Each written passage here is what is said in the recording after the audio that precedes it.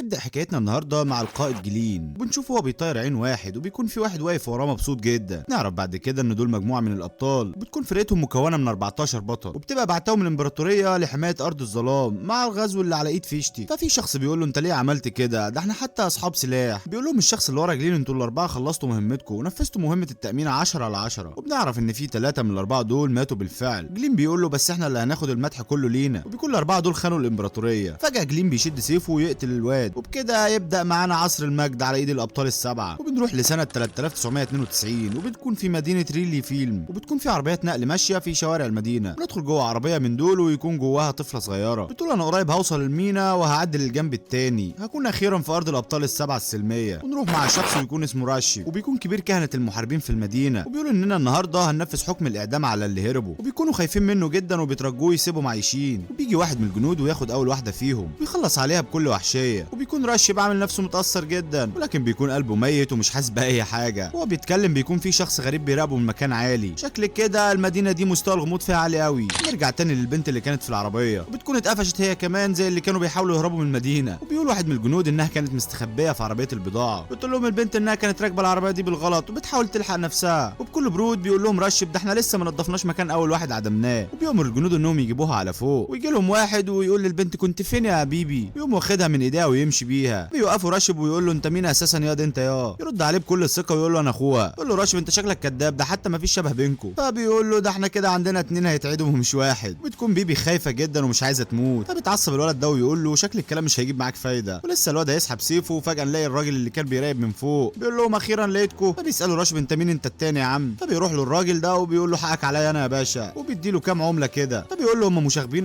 بس انا حاسسهم عيال كويسين. وراشب ده طلع بس مش قاتل، لا ده كمان مرتشي ومنافق وحاجه نيله جدا. فبيأمر الجنود ويقول لهم خلاص سيبوهم يعيشوا. ولما يمشوا ال3 بتكون بيبي بتشكر الراجل اللي انقذهم. فبيقوم الولد ده مديه على دماغها ويقول لها اتنقلي يا شيخه مش كفايه بوظت عليا خطه الهروب. بتقول له يا عم انت مالك انت، انا بشكره هو اللي انقذنا مش انت. وكمان تقول له ايه بيبي دي؟ ايه اللي انت بتقولها لي دي؟ انا اصلا ما اسميش بيبي. فبيسكتهم الراجل اللي انقذهم ويقول لهم ان انتوا عمركم ما هتعرفوا تهربوا بالخطه الغبيه اللي انتوا عاملينها دي. فبيقول له الولد ده انا دفعت مبلغ كبير قوي للمهرب، وكنت بجهز اليوم ده بقالي حوالي اسبوع كامل، لكن حوار اعدامكم ده كان ممكن يبوظ لي كل حاجه يا بطل. فبيتعصب الولد ده جدا وبيقول له ما تقوليش يا بطل دي تاني يا عم. فبيقول له انت مش عايز تهرب من المدينه عشان تبقى زي الابطال السبعه ولا ايه؟ فبيقوم الراجل ده واخد بعضه وماشي، لكن الولد ده بيوقفه وبيطلب منه يعرفوا على المهرب اللي هيهربه. فبيسالهم الراجل هم اصلا عندهم دافع يخلوهم يقطعوا المسافه دي كلها. فبترد عليه بيبي بحزن وتقول له ان ما بقاش ليها حاجه تقعد عشانها. فجاه بدون اي مقدمات يقوم الواد ده اللي معاهم قايل ده 13، يقوم واخد بيبي راميها في الميه. فبيدخل عليهم فجاه الجنود ويكون عددهم فعلا 13. شكل الواد ده مش مجرد ولد عادي. فالراجل ده بيقول له انت قدرتك السمعيه غريبه جدا وقويه جدا. بيكون الجنود دول مش راضيين عن قرار راشد، بيخلق سبيلهم، بيكونوا عايزين رشوه ليهم هم كمان زي اللي خدها. فبيقول الراجل للولد ده ان الدير بتاعهم هو اللي بيتحكم في الدخول والخروج من المدينه، مش هيدوك التصريح ده غير لما ياخدوا هم كمان فلوس. بيقطعهم واحد من الجنود ويقول له انت اديت لي راشد شويه فلوس حلوين وشكلك معاك زيهم. وبيأمر الجنود انهم يقتلوهم وياخدوا كل الفلوس اللي معاهم. ولكن الولد ده فجاه سحب سيفه وقسم الجندي نصين. شكله مش سهل جدا يا جدعان زي ما قلت لكم. بيكون الراجل ده مش مصدق اللي عينه شايفاه. فبيقول لنفسه مين الواد ده وعمل كده ازاي؟ ده مستحيل يكون هو اللي في بالي، ولو كان هو ما كانش خلانا اتسلل وراه كل ده. وبيكون الجنود مرعوبين جدا من الولد ده وبيهجموا عليه كلهم، بس الواد ده نزل عليهم بالسيف وخلص عليهم كلهم. وبعد ما خلص عليهم ورماهم كلهم في الميه بيسالوا الراجل انت مين؟ بيرد عليه الولد ده وبيقول له اعتبرني يا عم بطل صغير زي ما انت قلت. وبيطلب منه الراجل انه يجي معاه وهو بيهرب. وفجاه قطعتهم بيبي وتقول له يا عم انت رميتني في الميه ليه وخليت هدومي كلها اتبلت وشكلي بقى معفن. فبيقول لها الولد ده خلاص لقينا المهرب يلا بينا عشان نمشي. فبيقول له الراجل انا اسمي فيد انت اسمك ايه؟ فبيقول له انا اسمي كوينزيل بس قول لي كوين يعني. بتكون البنت لسه جايه تقول اسمها فبيقول لها كوين اسكتي يا بنت انت يا بيبي. بعدها بنشوفهم هم واخدين مركب وبيتحركوا بيه تحت المدينه، والبنت بيبي تبقى موهومه جدا بالمنظر. ونعرف ان الابار دي بقت موطن للمتشردين وبيوصلوا كلهم للمهرب اللي تبع الراجل. تبقى المهربه معجبه جدا بالعيال اللي معاه، وبيكون في الدافع لها مقدم كبير جدا مقابل التهريب، بس بيقول لها ان هو عايزها تعمل له تخفيض. تتعصب المهربه عليه جدا وبتقول له ان الامن زاد عن الاول وانت جاي تقول لي تخفيض. فبيقول لها في ده انا صرفت شويه فلوس عشان اعرف انقذ العيال دي. بتقول له خلاص ادام كده هعمل لك تخفيض يا عم ولا تزعل نفسك. وبتقول له انا كمان بحب العيال المرسوم على عينيها، وبتكون قصدها على كوين. بعدها بيروح فيد لكوين ويقول له تعالى معايا، وبياخده معاه مكان زعيمه المهربين. بيقول له حاول ما تعصبهاش علينا يا دي انت. بتقعد مع كوين وبتتفق معاه ان هو هيتحرك تاني يوم. فبتحسه متضايق كده فبتساله انت مش عايز تروح الجنب التاني ولا ايه؟ فبيقول لها لا عايز اروح طبعا بس مش عايز مساعده من حد. فبتقول له انت لو فوتت سفينه بكره دي مش هتعرف تشوف الابطال السبعه، وبتعرفوا ان هم هيكونوا على الحدود لمده يومين عشان يفضوا الحرب الاهليه اللي هناك. فبتحمس كوين جدا وبيقول لها اخيرا هشوفكوا اخيرا هشوفكوا. وبنروح لراشد بعدها وبيكون واقف باصص باصص على الميه وبيقول انه هيخلص على كل اللي ما بيدفعوش للدير، وبيأمر جنوده انهم يقتلوهم كلهم. وبيروح واحد لزعيمه المهربين ويقول لها ان الجنود هجموا على المكان بتاعهم، ويكون راشد بيقول لهم انه هيفتش المكان كله لانه سمع ان ليهم صله بعمليات التهريب. وبعدها بيسالهم عن المسؤول عن المكان ده، وبعدها بتخرج له اوليتيا وبتقول له انت بقى عندك شهود على الكلام ده ولا ايه؟ بيجيب لهم عيل قزم كده ويقول لهم انها كانت هتساعده على الهروب، ويأمر راشد انهم يقتلوه. والولد لسه جاي يرد عليها قام الجندي مطير رقبته، وبكل وحود يسقف راشد ويكون لسه بارد زي ما هو، ويأمر جنوده انهم يقبضوا على كل اللي في المكان. وبياخد بيبي وبيحاول فيد انه يروح لها. بعدها راشد بيقول لها انا هقتلك عشان تكوني عبره لكل اللي يفكر يهرب. وفجاه نلاقي كوين نازل عليهم من فوق وبيقول لهم باقي منكم كام واحد بعد اللي قتلتهم؟ فبيقول له راشد مهاجمتك لينا معناها انك بتهاجم واحد من الابطال السبعه. فبيرد عليه كوين ويقول له ما ده اللي انا عايزه يا غبي. وقبل ما يهجم الجندي على كوين بيكون مخلص عليه، وبتكون اليتيا مصدومه من قوته وبيسال عن اخبار بيبي، بتقول له انها كويسه ولكن فقدت الوعي. واول ما بيبص على راشد بيترعب وياخد بعضه وبيطلع يجري ويهرب. وبنشوف راشد وهو مش مصدق اللي بيحصل، وبيقول ازاي عيل زي ده قتل كل الجنود دي لوحده، وان الكلام ده لو وصل للدير منصبه هيبقى في خطر. فبيشوفوا اتنين من الجنود وبيسالوه عن باقي الجنود اللي كانت معاه، بيزعلهم ويقول لهم يعلنوا حاله طارئ حالا. وبيكون كوين مصمم لسه انه يهرب، فبتقول له إليتيا انت مجنون يا ابني، تهرب ازاي وحاله طارئ اتطبقت خلاص؟ فبيقول لها كوين انا هعرف اتصرف، وكمان القمر طالع والجو حلو فانا حظي زي الفل. فإليتيا بتحس باعجاب ناحيه كوين، بتقول لهم ان في طريق سري الدير ما يعرفوش، ان الطريق ده هيساعدهم انهم يهربوا النهارده. فبنروح بعدها الراشب وهو بيقول لهم وريني هتهربوا ازاي، ويروح لواحد غريب ونعرف بعدها ان اسمه رانجراست، وبيطلب منه راشب انه يديله قوته. وبنرجع تاني لفيد وكوين وهم في طريقهم للهروب، وفيد بيقول له شكلك تعبت بدري. فبيرد عليه كوين ويقول له يا عم انت مش شامم الريحه دي ولا ايه؟ فبتقول لهم إليتيا ان ده السبب ان المكان ده تحت الارض، وكمان بتقول لهم انها عرفت المكان ده بالصدفه من كام سنه وشكله كان قاعده سريه لسحره فيشتك. وفجاه بيهجم عليهم كائنات غريبه جدا وإليتيا بتقتلهم كلهم وتقول لهم عشان كده في حاجات المقرفه دي، ويكون المكان ده تحت المينا بالظبط، وبتكون السفينه اللي هيهربوا فيها قدامهم على طول. وفجاه يظهرهم وحش ضخم جدا، فبتقول إليتيا لنفسها انا عارفه الوحش ده كويس وان الوحش ده كان موجود من 3 سنين، وفعلا بيهجم عليهم لكن بيتفادوه في اخر لحظه. وبعدها كوين بيهجم عليه بالسيف ولكن ما بيتهزش من مكانه، وبيمسكوا الوحش ويخبطوا في الحيطه. وبتكون إليتيا عماله تعيط على اللي بيعملوا الوحش في كوين، وبيزعلها فيدو. في اللحظه دي بتلاقي السفينه بتعدي من قدامهم، وبيسالها فيدو يروحوا ازاي للمينا، ولا انجزي لي يا ستي انا دافع لك فلوس كتير. فبتقول له مستحيل انكم تهربوا وان السفينه مش هتقعد في المينا الا دقايق بسبب حاله الطوارئ. وبعدها بيبي بتسال عن كوين فبتقول لها ان هو اتقتل، وبتقول لها كمان ان الوحش هيموتنا كلنا. وبيهجم عليهم الوحش لكن بيتصدى له فيد، وبيقول لها ان انت خيبت ظني فيكي، وبيقول لها لو عايزه تستسلمي براحتك لكن انا مش هستسلم. وبيقوم رابط الوحش من رجله وجايبه على الارض، بيحاول يهجم عليه تاني لكن بيتفاداه فيد، وبيضربه مكان ما ضربه كوين فبيفتح له دماغه. بس الوحش ده بيقوم ماسكه ومديله واحده زربوه في الحيطه، وبتقع بيبي وبتلحق إليتيا في اخر لحظه ويقول لهم الوحش اخيرا هقدر اخلص عليكم. ولكن يرجع كوين ويكون ما ماتش، وبعدها بيقول للوحش شكرا انك هويت المكان، وبيديله ضربات متتاليه بيقسم الوحش نصين. وفعلا كوين ده شكله مش طبيعي تماما ووراه حاجه كبيره كمان، وبيقول لفيد مش يلا بينا ولا ايه ده احنا متاخرين. ولكن فجاه بيحذرهم كوين من حاجه وبيحصل انفجار ضخم جدا وما بيكونش حد فيهم فاهم اي حاجه، وبيطلع راشب هو اللي ورا كل اللي بيحصل ده. وبيكون الانفجار ده نتيجه ضربه واحده بس من السيف بتاع رانجرست السحري، وهي دي القوه اللي كان بيطلبها منه راشب. وبيضحك راشب بنفس طريقته المستفزه ويقول لهم شفتوا السيف السحري قد منك ليه؟ وبيستغرب فيدو ما يكونش مصدق انه سيف سحري، وبيكون السيف عامل صوت قوي جدا على ودان بيبي وكوين. وبيطلع رانجريتس ده كان مهرب زمان زي إليتيا دلوقتي، فبيقول له مش مكسوف من نفسك وانت بتحاربنا وانت كنت واحد مننا؟ فبيقول لها راشب انتوا اللي المفروض تتكسفوا من نفسكم، وان المفروض انكم تعملوا زيه وتساعدوا الدير بتاعنا. فبيقول لهم شكل الكلام معاكم مضيعه للوقت على الفاضي، وبيأمر انه يخلص عليهم. وبيطلع من السيف بتاعه صوت قوي جدا يخلي كوين مش قادر يعمل اي حاجه، ويقوم رانجر ده ضربه ضربه قويه بالسيف السحري بتاعه، لكن كوين يقدر انه يتصدى للضربه بكل شجاعه، ولكنه بيكون مرهق جدا بعدها. وتحس ان السيف ده بيسحب قوه اللي بيقف قدامه. وبنسمع راشب وهو بيقول هو الواد ده رخم كده ليه؟ ده ما بيموتش يا جدعان. بيكون باين على كوين اثار الضربه، وبتكون بيبي لسه سامعه نفس الصوت، بيكون الصوت ده هو صوت صريخ الجنيه المحبوسه جوه السيف، وشكل ما فيش حد غيرهم هو اللي سامعها. واي ضربه بتخرج من السيف بتكون مشحونه بقوه الجنيه دي. وراشب بيقول لهم بكل برود اخيرا جه الوقت اللي هتموتوا فيه كلكم. ولكن فجاه بيشيل رانجرست سيفه ويقول له انا كده خلصت مهمتي، وانهم كده مستحيل انهم يلحقوا السفينه. وبيقول جوه نفسه ان راشب ما شافش اللي حصل، وان الواد كوين ده قدر انه يصد الضربه السحريه بتاع السيف. فبيقول له راشب يا عم هي ضربه واحده وكلهم هيموتوا. فبيرد عليه وبيقول له اي حاجه اعملها تاني هتكون بحساب مختلف. وبيوافق راشب وبيكون اصلا مش طايقه، وفعلا بيضرب رانجر ضربه كمان من السيف السحري بتاعه. وكوين بيحاول انه يتصدى ليها باي شكل، لكن الضربه كانت قويه لدرجه انها دمرت المكان كله، وبيحصل حفره كبيره جدا في المكان. فبيقول له راشب اكيد وقع في الحفره وخلصنا منه اخيرا. وبيفتكر رانجر وش إليتيا دلوقتي من زمان، وبيقول وبيقول مين كان يتخيل اننا ممكن نتقابل بعد كل الزمان ده، وبيكون في ايد منع الصخره انها تقع عليهم، وبيروح بعدها يطمن عليهم ويكونوا كويسين، وبيقول لهم ان لسه في فرصه يلحقوا السفينه، وان في حد في السفينه دي لازم ينقذوه. وبتقول له بيبي طب وكوين هنسيبه؟ بيقول لها فيد انه هيبقى بخير لو طلع فعلا الشخص اللي في بالي، وشكل كوين ده وراه حاجه كبيره جدا.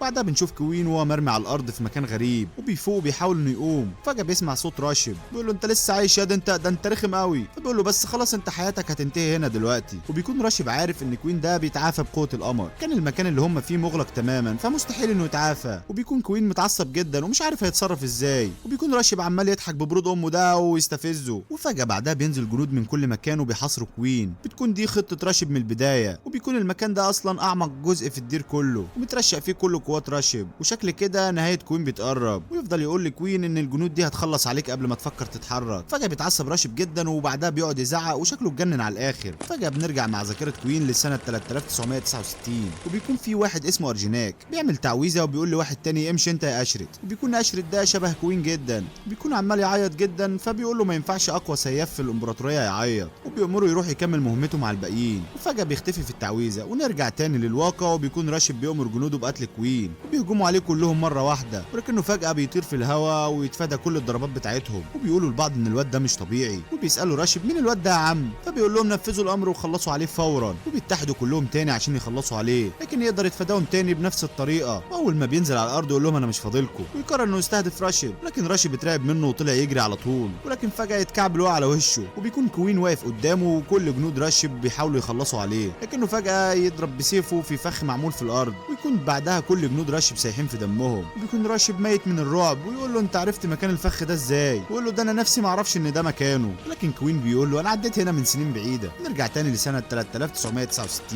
وبنشوف ارجيناك وهو بيقول لاشرت ان قوتنا حاربت قوات فيشتك كتير عشان تسيطر على الحصن اللي تحت الارض، وان كله مليان فخوخ. ويقول لاشرت انه يحفظ كل فخ وكل حته في المكان. ويطلع ان بعد كل ده اشرت مش شبه كوين، لا ده كمان اشرت ده هو كوين اساسا. وبنرجع تاني ليهم، وكوين بيقول لراشب مش بس كده ده انا عارف كمان مكان الباب وايه اللي وراه. فجاه بيفتح الباب وبيدخل عليهم شخص كده ويقول لهم ايه الدوشه دي، وبيسال كوين انت مين وايه اللي دخلك هنا؟ ويقول له ان الابطال السبعه نفسهم ما لهمش الحق انهم يدخلوا هنا اصلا. وبيكون كوين ولا كانه شايفه، وبيطلع ان المكان ده هو اللي اتقتل فيه ارجيناك. بيكون ارجيناك هو الخادم الابطال السبعه، وان تعويذه الرماح الحجريه اللي عملها عشان يصد قوات فيشتك هي اللي انهت حياته. وبيكون كوين متاثر جدا ومش مصدق ان هم بيقولوا على ارجيناك خادم الابطال السبعه ان هو اللي انقذ المدينه. وبيسال الراجل ده راشب عن كوين، ورد عليه راشب ويقول له ان ده مجرد عيل هربان ملوش لازمه، وشكله كده من العيال اللي عايزه تروح للجانب التاني عند الابطال السبعه. وبيقول له الراجل ده لكوين انا من 23 سنه شفت الابطال السبعه دول بعيني، وانهم كانوا في طريقهم لغابه الموت مع السبعه المرافقين بتوعهم، وان في 4 من المحاربين دول خانوهم وتعاونوا مع قوات فيشتك، ولكن الابطال السبعه خلصوا عليهم، وبيكونوا دول اللي شفناهم في بدايه الانمي بتاعنا. ويفضل الراجل ده يشكر في الابطال السبعه ويقول انهم سبب الحفاظ على الارض دي. نرجع تاني بالزمن ويكون واحد من الابطال دول بيزعق لارجيناك وبيقول له ان لازم نكمل المهمه اللي اداها لنا الامبراطور. وبيكون في حاجه في دماغ ارجيناك عايز يعملها، ويقول لهم كوين انا وارجيناك هنعمل المهمه دي وانتوا سبقونا. ويقول لهم كده احنا ال 14 هنكمل المهمه مع بعض. نرجع تاني ليهم وبيكون الراجل شاف بعينه كل اللي حصل، وده كان السبب اللي فتح بسببه الدير علشان يبقى مكان مخصوص للتضحيه اللي حصلت زمان. بيكون واحد من الابطال السبعه دول اسمه فوليش، وكمان هو اللي ادى للراجل اللي في الدير ده مهمه حمايه حدود الدوله. وفجاه بيفضل يضحك كوين ويكلم ارجيناك كانه عايش،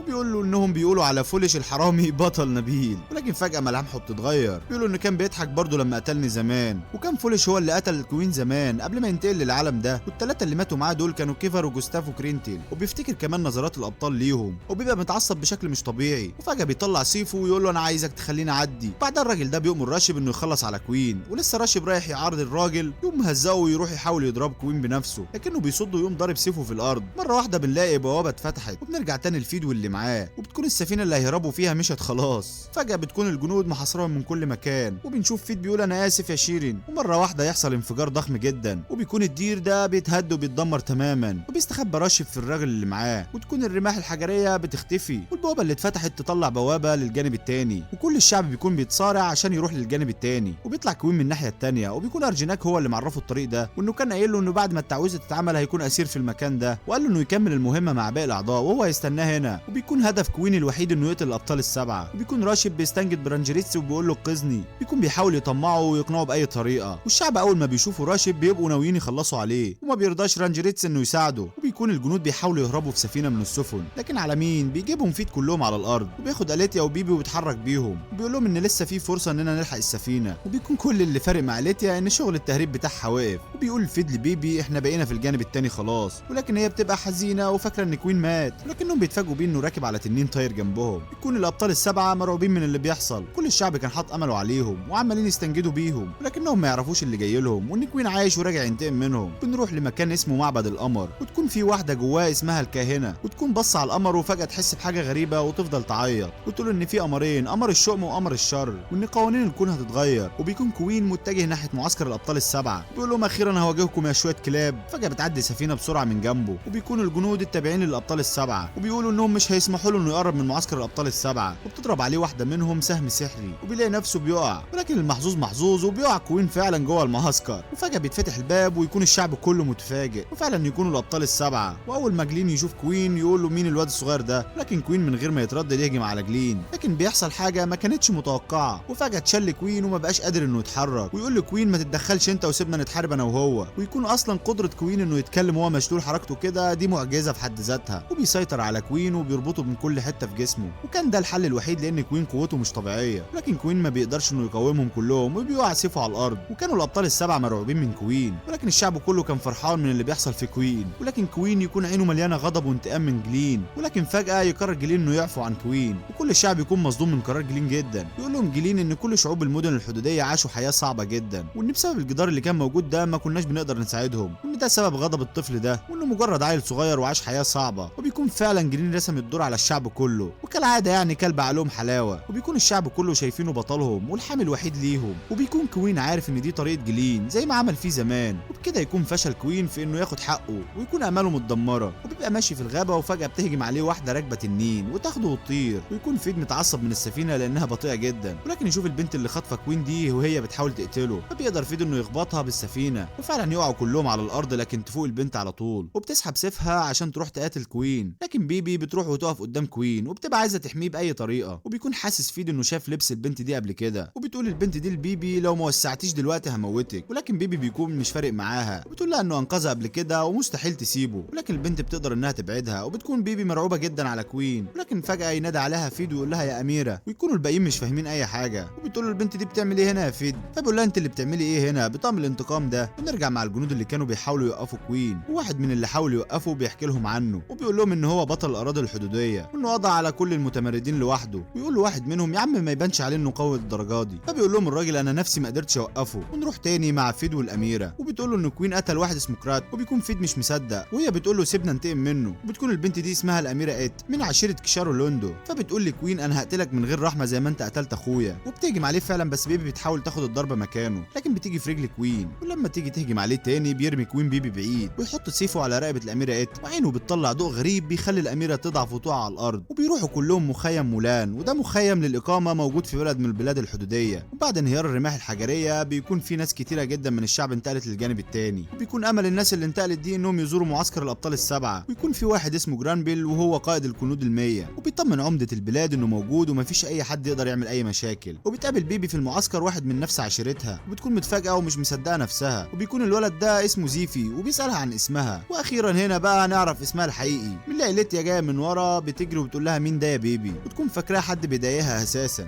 ولكن بتفهمها بيبي انه من نفس عشيرتها. ولما بيجوا اهل الواد ده بيكونوا عارفين إليتيا، وبتكون هي اللي هربتهم من الجانب التاني وبيشكروها جدا، وان الجانب التاني امان ليهم طول الوقت ومفيش مشاكل. وبتكون إليتيا متاثره من كلامهم وانها كانت سبب انقاذهم، فبيقول زيف البيبي ايه رايك تمشي معانا، وبيقول لها انهم بيجمعوا كل اللي من عشيرتهم عشان يعملوا قريه ليهم. وبتكون بيبي محتاره جدا ومش عارفه تاخد قرار. وبيفوق كوين وبيلاقي الاميره ايد بتتخانق مع فيد لانه منحاز لكوين بالرغم انه قتل اخوها كرات. وبيكون فيد بيحاول يقنعها ان كرات عمره ما كان هيبقى عايزها تنتقم له. فجاه بيقول لهم كوين لو عايزين تقتلوني اقتلوني، وبيمسك سيفه ويرميه للاميره ايد، فبيقوم فيد مديله على وشه ورميه في اخر الخيمه. بيقول له ما تبطل كابه يا عم انت وفك كده. فبيقول له انت لسه مهمتك ما خلصتش يا صاحب السيف الاسود. وبيقول للاميره ايد انك بعد اللي انت قلتيه ده انا اتاكدت ان هو اللي في بالي، وان بصراحه كده مش هينفع اخليكي تقتليه. وبيروح لكوين وبيقول له انا جيت هنا عشان انقذ واحده اسمها شارين، وانها الاميره الثانيه من عشيره كشارو، وهي الاخت الاكبر لايد، وانها من شهر كانت رايحه تعمل تفاوض مع عشيره قويه، وان ساعتها كان هو حارسها الشخصي وفي ناس خطفوها. وبتكون الاميره ايد مصدومه ان اخوها اتقتل واختها مخطوفه. ويقول فيد لكوين اننا محتاجين قوتك عشان ننقذها. فبيقول لكوين انا مش عايزك تكون خايف، ده انت بطل الاراضي الحدوديه وكمان صاحب السيف الاسود ومدمر المتمردين، وبيترجى انه يديله قوته. بعد 3 ايام بتروح بيبي لكوين وتكون معاها اكل ليه. بتوريه كمان هدومها الجديده اللي ام زيفي صنعتها لها، وبتقول له انها لازم تمشي مع عيله زيفي قريب. فجاه بيشوف كوين واحد ورا بيبي، وبيكون الراجل ده اسمه جرامبين، وبيقول لها عامله ايه يا بيبي، وبتكون عارفاه. فبتقول لكوين ان ده هو قائد جنود الميه، وان هو اللي هينقلهم للقريه الجديده. لما تعرفهم على بعض يطلع جرامبل عبيط على الاخر، وبيقول لكوين انا عمري ما شفت حد من النسل بتاعك ده قبل كده. وبيكون فيت جاي من ظهره، واول ما بيشوفه ولا كانه شاف عفريت. وبنروح بعدها مع ناس خاطفين بنات ورابطينهم، ولكن بيشوفهم زيفي، ولما بيلمحوه بيبقوا ناويين يموتوه. وبنشوف فيد وهو بيهجم على جرامبل، لا وكمان بيربط فيه، وبيقول له وديته الشارم فين يا شويه كلاب. فبيقول له انت بتقول ايه يا عم انت؟ فبيقول له فيد ما تعملش عبيط يالا، انا شفت جنودك وهم بيخطفوها. فبيقول له جرامبل اهدى بس طيب ونتكلم. فبيرد عليه فيد ويقول له انا مش ههدى يا عم الاقرع انت، انا متاكد ان قائدهم كان اقرع زيك. ولكن جرامبل مخضوض ومش فاهم اي حاجه. فبيقول له يا عم احنا هدفنا حمايه الناس ومش خطفهم، واننا زي جنيات الحرب المقدسه. فبيقول له فيد جنيه ازاي يا عم بشكلك ده؟ فبيقعد جرامبل يعيط من تنمره عليه، وبيقول له يا عم ما تتريقش عليا تاني. وبعدها بيشد الحبل ويقطعه، وبيقع فيد على الارض. وبعدها بيجي زيفي وبيستخبى ورا جرامبل، وبيجي وراه العيال اللي شافهم بيجروا وراه، ويجوا يقولوا لجرامبل وسع يا عم كده، ويتريقوا عليه. وكده هم اللي حكموا على نفسهم بضربه واحده يجيبهم كلهم على الارض. ولسه هيحكوا لجرامبل اللي حصل في الغابه، يلاقوا العيال دي بتحاوطهم من كل مكان. ويسيب جرامبل سيفه ويقول لهم انا جرامبل قائد جنود الميه. واول ما بيشوفوا شعار شتيم وفوليتش بيترعبوا كلهم، لكن واحد منهم يسحب سيفه ويكون معاه نفس الشعار وامتياز مخصوص كمان. يقول له لو عايز تهاجمنا براحتك، بس تبع عصيت اوامر واحد من الابطال السبعه. ويخاف منهم جرامبل، ولكن قبل ما ياخدوا زيفي يخلص عليهم كوين كلهم بضربه واحده.